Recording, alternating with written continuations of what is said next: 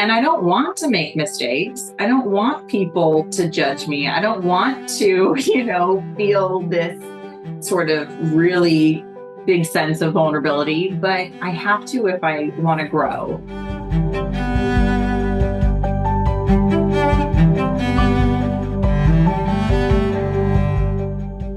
Welcome, everyone, to Culture by Design. This is Tim Clark, and I have with me today Lindsay Kaplan. First of all, Lindsay, welcome to the podcast. Thank you. So happy to have you. I'm happy to be here. Lindsay was born and raised in California. I got to ask, where? Because California is a country, Yeah. right? Right. I know. I think that when you're in another country, you say California and you just say San Francisco because that's the next most recognizable place. Yeah. And while I did spend time in San Francisco, I live in Walnut Creek. So the East Bay area, Walnut Creek. And that's where I was born. So I'm back. Really? You're back? Yeah, I'm back. Not a lot of us leave because if we do, we probably couldn't come back. Yeah, it's that way, isn't it? Yep. Yeah. Well, let me share a little bit more about Lindsay. She grew up in a household of all women, 2 older sisters, and being raised by a single mom. She's been working since she was 16, working all throughout college, and ever since, her mom raised her to be independent, and she realized that she needed to make her own money to do that. She worked within a variety of industries, including retail, technology, sales, beauty, and wellness. She discovered learning and development when she worked for a startup in San Francisco and saw the value of the connection that occurs for new employees when they have a good onboarding program. That's so true. Yeah. Because that's when you first come in. Yeah. You start a new company and it's like the first day of school. And first day of school, I like it's like you don't know anyone, you want to make a good impression. It's just it can be really scary and exciting at the same time. That makes sense. I love that. It is the first day of school. She wanted to help people when they needed it the most. And starting a new job and a new company can be one of those most vulnerable and yet exciting moments in your career. So she wanted to be a part of that and shape that experience. That led her into learning and development skills, a progression through instructional design, facilitation, coaching, program design, and creating a culture of continuous growth. She currently leads people development at Clif Bar. I have some in my drawer, by the way. Good. They're delicious, right? I eat a lot of those. Good. And her team's mantra is to lay the foundation for what truly matters most: purpose, well-being, and personal and professional growth. She is a wife and mother of 2. Children are 5 and 8, both of whom have probably taught her more about herself and her capacity for growth than any career moment. We probably need to come back to that. That's probably. Yeah. Her goal is to help leaders and employees foster a culture of psychological safety, inclusion, and growth. At the end of the day, she helps people do their jobs better while actively adding to a culture of respect and resilience. So, Lindsay, when I go through that bio and I think, here's a woman with a tremendous work ethic that comes to the surface very quickly, a person that resists complacency, a person that leaves the comfort zone willingly and tries to build new capacity, a person that is very tuned into humans and what makes them thrive and flourish. But did it start out this way when you first went into professional life? Let's just go back a little bit. Yeah. Let's talk about your early years, your formative experiences in professional life. Can you talk a little bit about that? Yeah, I mean, like I mentioned in my bio, I have really been working since I was 16 and growing up in a pretty affluent area. I don't think many of my friends were doing the same thing. I did grow up with a house full of women, all who were working, a single mom, so I'm the youngest of 3. What was that like, by the way? What was that like? Yeah. How would you describe that? Now reflecting back, I'm so lucky. I'm so lucky to have all these awesome women in my life. At the time, we were women in a house. We disagreed with each other. We had fun together. We fought like sisters because we were sisters. And my mom was sort of in there in the mix too. So it was really fun and it was great. But, and it was cool to have two older sisters plus a mom to really look up to and kind of make some mistakes before me and teach me what maybe works and what not works. And yeah, I mean, I might, if you asked me during it, I might have given you a different answer, but for right now, I remember all the good stuff. That is a wonderful thing. Right. As the youngest, do you feel that you were observant? Were you always watching? Is that part of the way that you grew up? Was that part of your personality? Oh, yeah. Oh, that's a really good question because absolutely. I was able to see just talk about my mom, what she did, how she really became this person who she could be proud of and we could be proud of. And I could really see her going from some of the lowest lows to a really just awesome place. She was a single mom when her and my dad divorced. I think that she was, not working at the time and raising children. And so what she had to do was go back to school. She went to beauty school. She became a hairdresser and she created her own business. And she did that for about 30 years before retiring and was able to stay and raise 3 kids in a really affluent area in a single parent household. So I was able to observe that. And that really did teach me just the importance of finding my own thing and being independent, which I think can sometimes work against me because there was like a little bit of a wall of not wanting to rely on other people or all the what ifs if I can't take care of myself. But on the plus side, I'm able to take care of myself and I'm able to now show my children what it means to be, an independent working person who is proud of what I do. What did you take away when you launched on your own and you left that environment?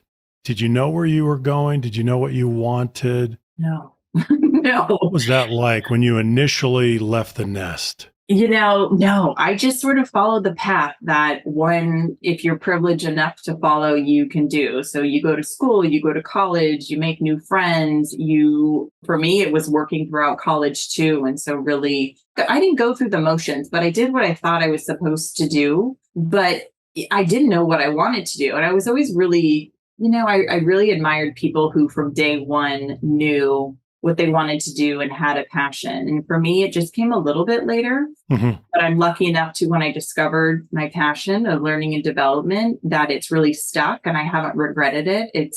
I discovered it and it's like, oh, okay, this fits in so many different ways for me. Well, if you look back now, and it's easy to look back now, but if you do look back now, would you think of it as accidental or do you say, oh, I can see that the dots are connecting here and it's not so accidental? It's both because it's accidental that it happened the way it did. And I was working for this pretty small, really fun startup in San Francisco. And that in itself was just really cool and fun. And I felt like, oh, I'm so cool living in San Francisco and I'm working with all these other, young professionals. And I met my husband there actually. So that was a plus. So that was good. Worked out well.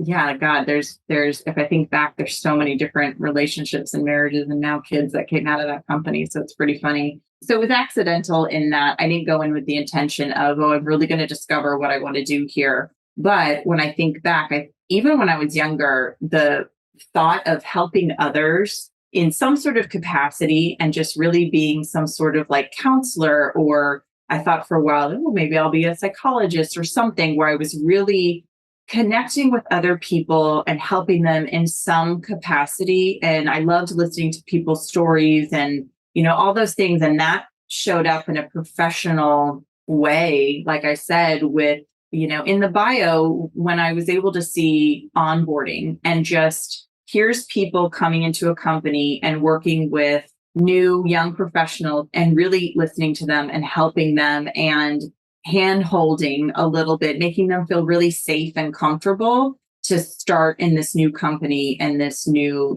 professional journey. And that is what clicked with me. It wasn't necessarily, it was the undertones of that work that really connected with me. And so that I think I would have found that no matter where I went, because that was my natural, inclination. So was this at the startup in San Francisco where you had this experience and it spoke to you? Because in startups, as you know, they're small and they often don't even have organized learning and development functions. Yeah. So do you remember a time or an experience? Was there something that happened where the light went on for you and you said, wow, I am really drawn to this. This is what I want to do. So in that company, I started off, it was an inside sales company for software. So we sold maintenance contracts for different software and hardware companies. And let's just say that wasn't my passion. Sales. That wasn't your passion. No, it was not. Okay. I really admired people who were good at it. And I think I was actually pretty good at sales because I think just connecting with people was always fun for me.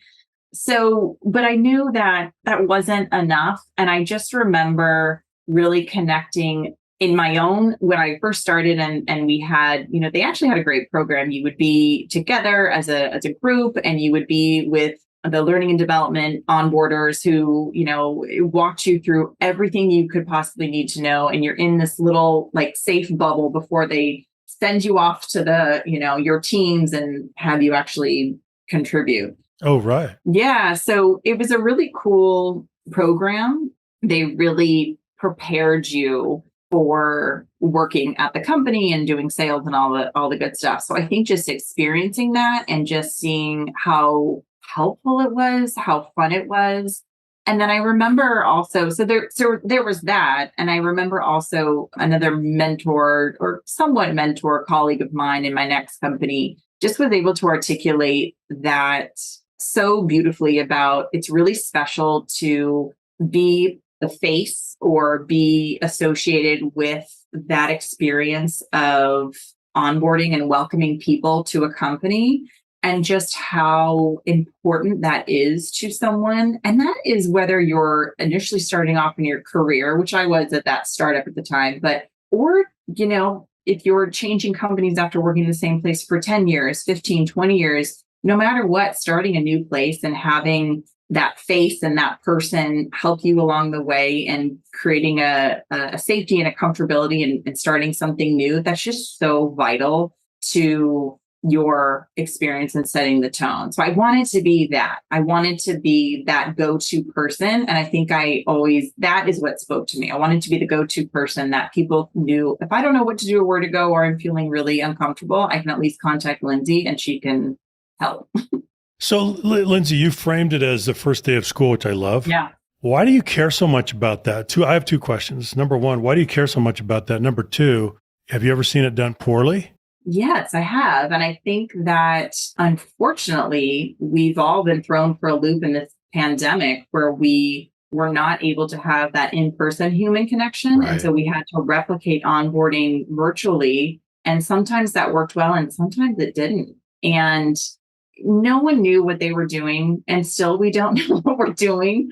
But I know that it's really hard. It became really hard. And I saw a lot of mistakes being made once we all were in this virtual world. And I saw companies welcoming new employees. And there was just such room for disconnection and not being part of a place where you're really next to people and can connect with people. And if you don't know where to go, you don't have someone next to you where you could just ask immediately. And so we've had to relearn that a bit. And I think we've gotten better, at least the experiences that I've had and seen and been a part of. Do you think it's accurate to say that we are still in a mode of exploration and experimentation as far as this goes?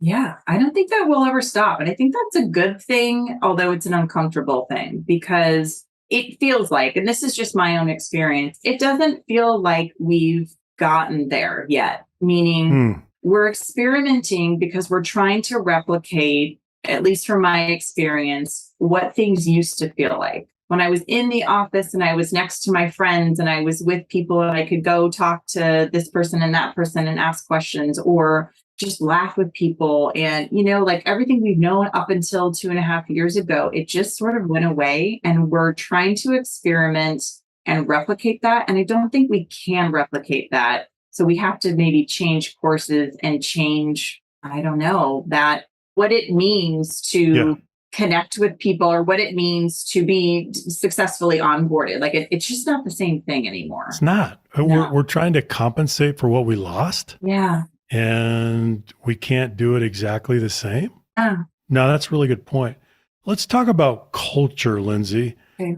I would love to know from your perspective what you've learned about culture, the importance of culture and how you approach it, how you think about it. You're in charge of learning and development at Clif Bar, an immensely successful organization. Share some of your insights for free with us, would you? For free? For free. Sure. Well, there's all different types of cultures. And I think one thing that the pandemic has done is caused companies to redefine their culture, because maybe what made up their culture prior to the pandemic isn't necessarily accurate. And so there's, a lot of office space that can make up a culture and a lot of events that can make up a culture, and that might not exist anymore. And so we're all, I think, trying to redefine that. I think that one thing that I have seen, that no matter virtual, in person, or where you are, what's really important to a culture is this concept of human leadership. And in human leadership, it is really, seeing examples of our leaders be humans and show vulnerability and show connection as humans. So we're trying to, we're sort of blurring the boundaries, meaning, leaders have to not kind of show this leadership and connection of I'm a leader, you're an employee, but like we're both humans. Mm-hmm. And it's hard. I think it's a lot because you still have to lead the business and you still have to give feedback and set expectations, but you also have to connect on a human level. So, in doing a little bit of research on, or not a little bit of research, but some research on the idea and the concept of human leadership, it really has given me the language for everything that I've seen work well in cultures, whether it's both on the leadership side and then just how it trickles down and impacts an organization and its culture. What would be the opposite of human leadership? And how does that get in the way? Because we're responding to a need, right? Yeah. We're saying that in some cases we haven't done this very well in the past. Yeah. So what's the opposite? I think it's fear. I think that fear has really held, I know I'll just speak for me personally, and then also what I've seen from leaders in the past, whether it be my own leaders or other leaders. I think that fear and anything that can hold you back from that vulnerability and connecting with someone and showing up as a human, that's the opposite. And so you're leading from a place of fear, or you're, you don't want to connect on a human level or whatever, however it shows up, because you don't want to blur that line of, well, we're not friends, I'm your superior, or, you can't see me make mistakes because I'm supposed to be the one who knows what I'm doing, or I'm not letting you in on my thoughts and fears because I'm the leader and I'm the one who's supposed to be doing everything perfectly. So maybe fear-based leadership. So some of it's based on accountability, right? The assumption that you can't hold people accountable if you get too close to them. Right. Is that part of it? I think so. I think it's hard because the complexities of being a leader has really grown, especially over these last couple of years, right? Because we're not only as leaders trying to navigate performance, but we're trying to navigate society and world issues and pandemics and technology. And so it's a really hard thing to do. Leaders have it really hard. No, that's a really good point, Lindsay. You're making a really good point here, which is there's an extra burden. Oh, yeah. Right? There's an extra burden that's been put on leaders, especially since the pandemic. And you're responsible for keeping your employees plugged in, engaged, and it's easy for them to unplug. And so you're the human connection for them. You're the repository of their fears, hopefully. Yeah. So there's a bigger burden. Yep. So what you're saying is that it's gotten harder. The leadership has gotten harder. Absolutely. And I think that those of us who committed to being leaders 5 years ago, we might need to recommit to this. It might not be, it's not the same. So how would you describe the way that the employer-employee compact or agreement or relationship has changed? What else do you see that's changed that has implications for the leader? So I got to be a different leader. You just said, I need to revisit. So I started managing people 5 years ago. Here I am. I need to revisit this question. Yeah. I mean, it really, I think you just have to ask yourself, am I committed to being a human leader? So human leadership is really the combination of being authentic, being empathetic, and being adaptive. And that means that it might have worked well to take more of a blanket approach to leading a team before the world has changed. And that doesn't mean that leaders since the beginning of time haven't been great and showing up as these human leaders and really connecting with people. But sometimes the path upward, the only way to do that in certain organizations is to be a people leader. And it might not be what we're good at or what we want to do. And so really, if we're recommitting to this, it needs to be, can I lead with authenticity? Can I connect on a human level? Can I show my own vulnerability and have that be my strength and not my weakness? Can I be empathetic to my team member who's working from home and has kids at home and is trying to do it all? Or on the other side, my person who's working in the office and no one else is there, or my person who's working from home and has been alone for, the last couple of years. Okay, so I want to ask you a question. Yeah. Let's do a little hypothetical. Okay. So I work in your organization. Yeah. I'm just thinking of this. And I come into your office and I say, Lindsay, and I'm pretty early in my career, but I share with you, I say, Lindsay, I'm a high drive individual. You can see from my background, my resume, that I've performed well wherever I've gone. I have aspirations for senior leadership. This is what I want to do. And I don't really love managing people. It's not my jam. That's not where I get my burn. And so what would you say to me? So it depends. If I had, all the power in the world to really create what upward mobility and growth looks like in an organization, your only option wouldn't be to be a people leader. And I think that, it's a bit more traditional to say, hey, as we move up, we have to lead others. That not most, I'm going to make a sweeping generalization. Most people probably don't want to lead others. I just want to contribute and I want to do what I'm good at. And I don't want to worry about those other three people. And that's okay. Yeah. And that's okay. I think that you can be high performing and be successful in whatever that means to you without leading others. Yeah. But I think that you need to place yourself in a organization that allows for that growth and having those expectations that those of us who lead others are doing so because they want to and they're good at it. I love that. You should be leading processes or resources or technology or projects or whatever. But if it's not in your heart, you probably should not be leading humans. Yeah. That's not going to go well. No, it's not. And then those other humans are not going to be able to thrive. So yeah, I think that we kind of need to take a look at our organizations and just make sure that we have growth opportunities in other areas. And also those of us who are leading others really want to do so. Yeah. Yeah. I love that. Let's come back to the concept of vulnerability a little bit, Lindsay. Okay. Can you share with us any experiences that you've had with vulnerability in professional life? Yeah, I'll say I was at an organization when the pandemic happened, the George Floyd murder happened, and Black Lives Matter was a more common set of language, much more than it ever had been, even though it wasn't new.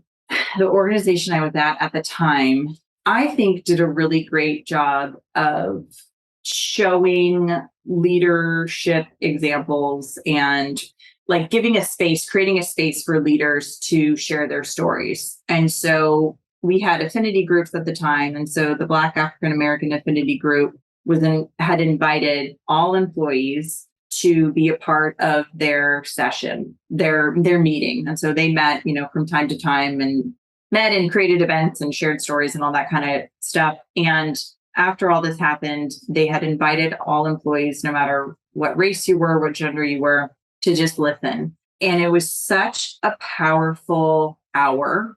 We had people from all levels, but really senior leaders share stories from growing up, sharing stories of what it was like to be African American and being, raising children and having to teach them things that me as a white person has never considered that I need to teach my own child, because I have had the privilege to not have to think about it.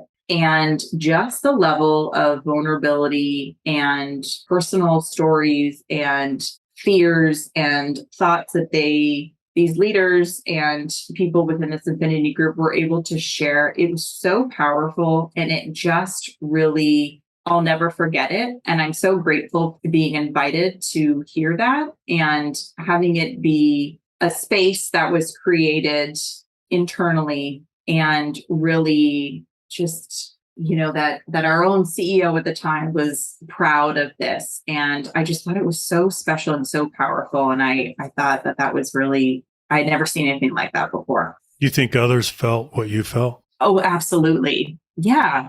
That time, I think we'll all remember.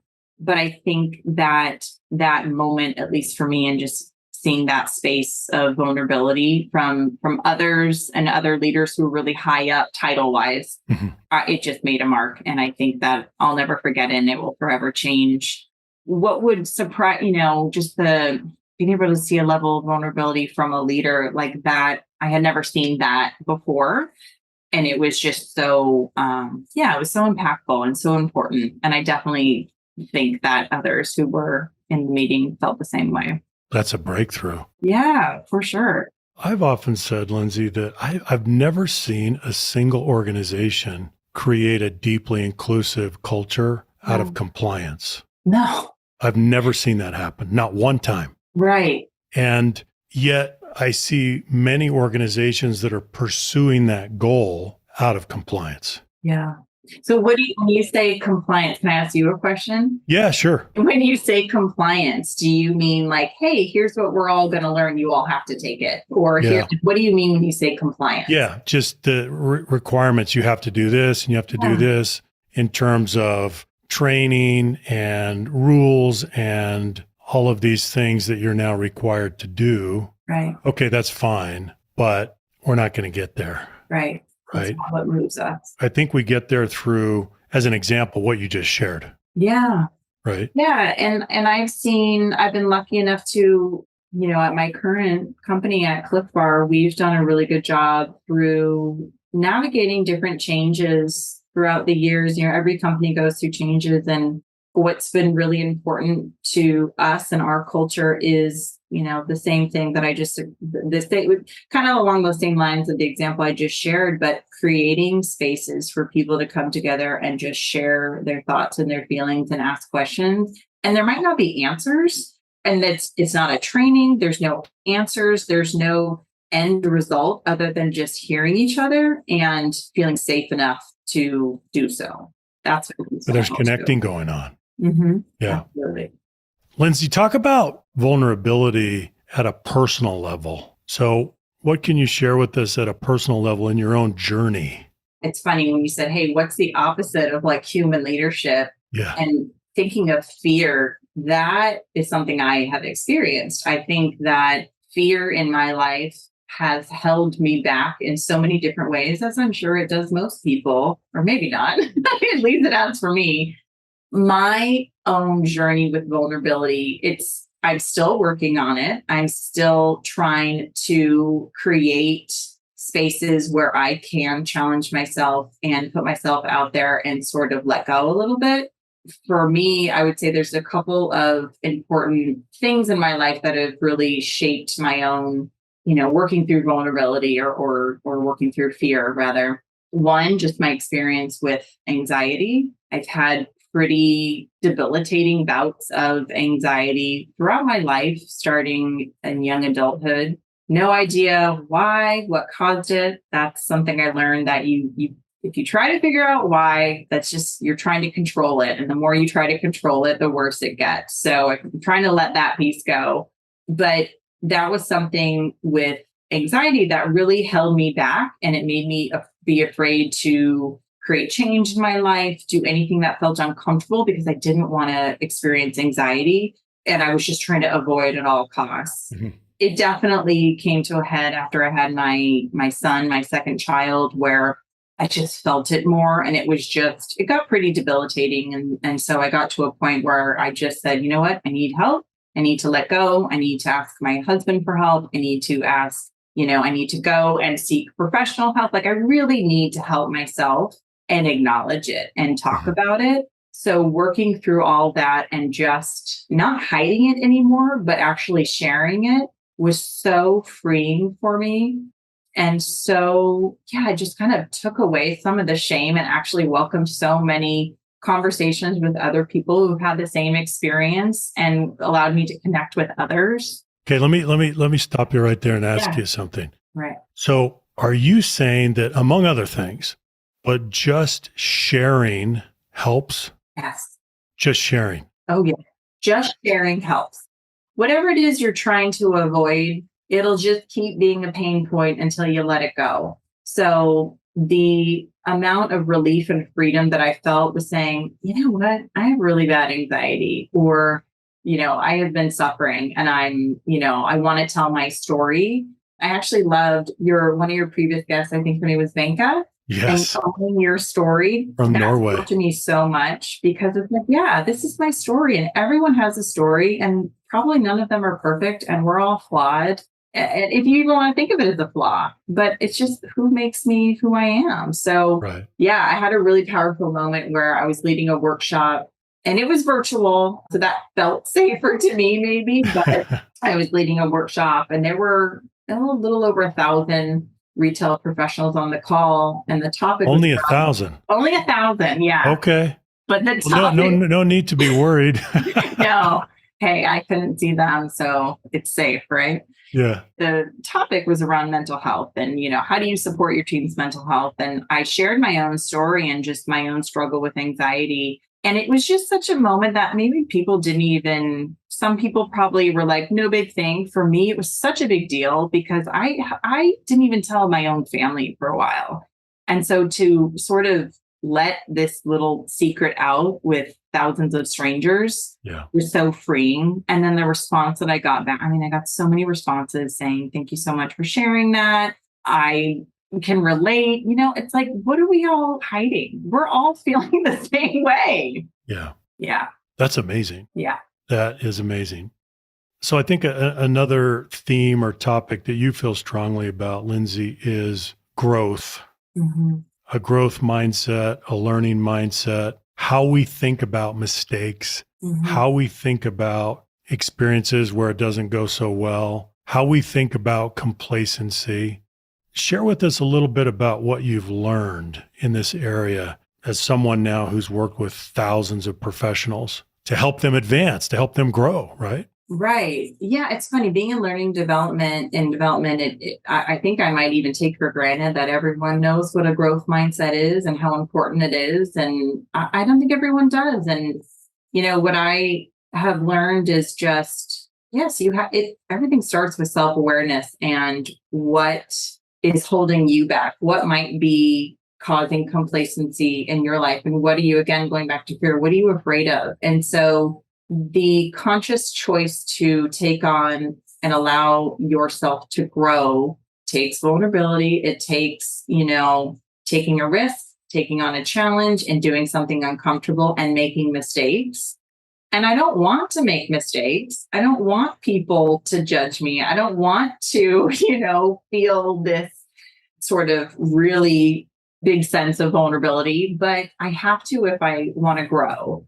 And anytime I have felt complacent, I've tried to challenge myself to move forward and to do something that scares me, and nothing else will move me forward other than that. Something that scares you. Yeah. I mean, making a mistake. I remember my first project one time. I started a new company. I felt really good about myself. I had great onboarding. And the first project that I took on was creating a learning and development program. I won't get into the details, but I thought I was doing a great job. I thought, I'm really going to wow my team and my colleagues. And it felt like kind of going back to school and turning in a paper and then getting it back. And it's just covered in red marks and like, no, like I got a big fat F on the test. And so you got a little feedback. I got some feedback and it wasn't so good. And I had, reflecting back, I would say, okay, I took a good couple hours to feel like I was not good at my job and to feel like I really messed up and I'm bad at this and I'm just going to quit and go home and, So sit in it for a while. Little pity party for me.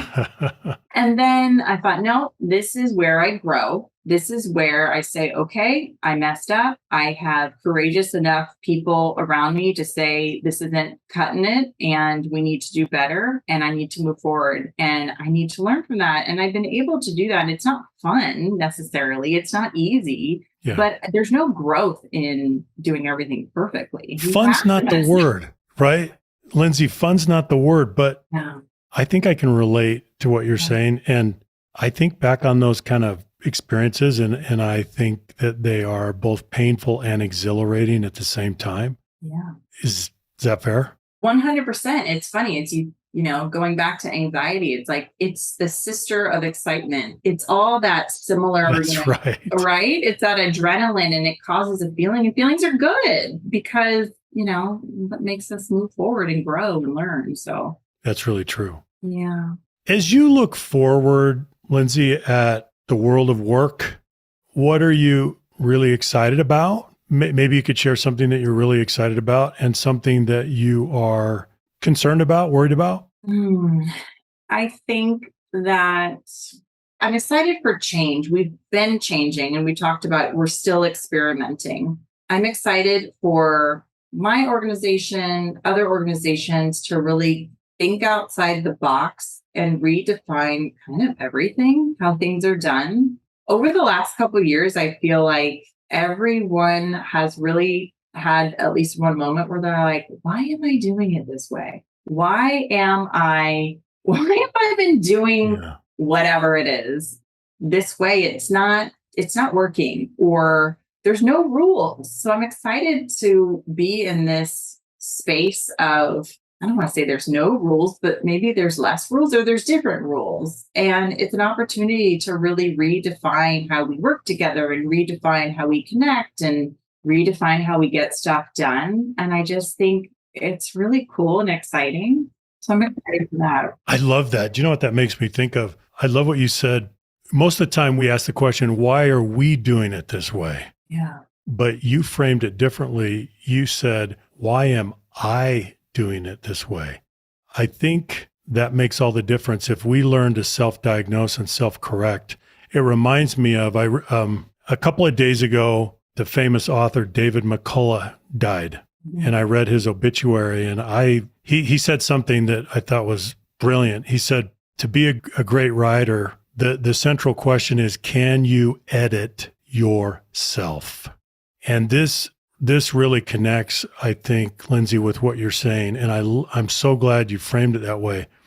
Why am I doing it this well? That is an act of self-editing. Mm-hmm. Thank you for saying it that way. Yeah. Thanks for calling it out. I didn't realize that I did, but no, it's a great insight. Yeah. And then back to what are you concerned about? I'm concerned about a lot of things.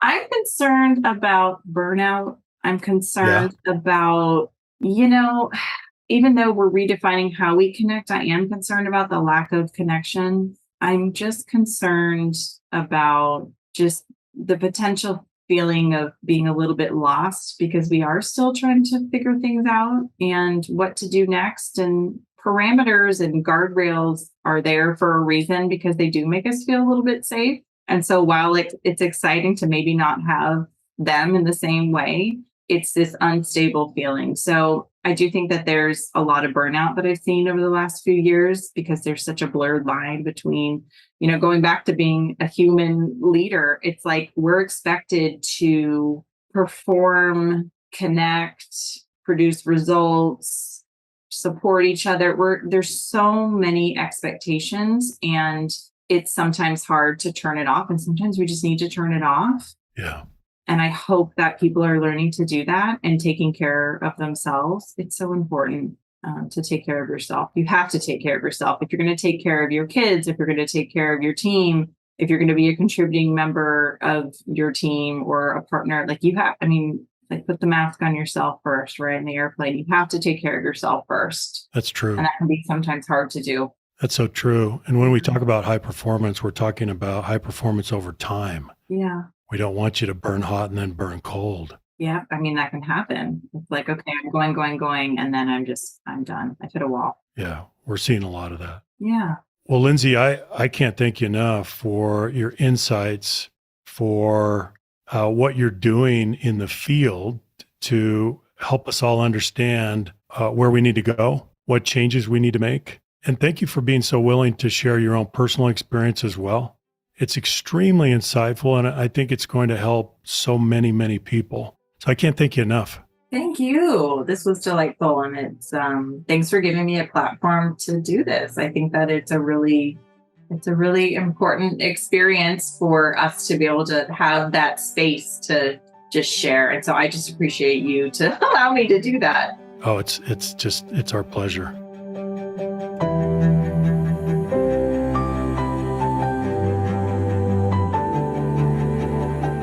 Thanks for joining me today on the Culture by Design podcast. Be sure to subscribe and listen to new episodes every week. And if you'd like to see more of the work we're doing, go to leaderfactor.com.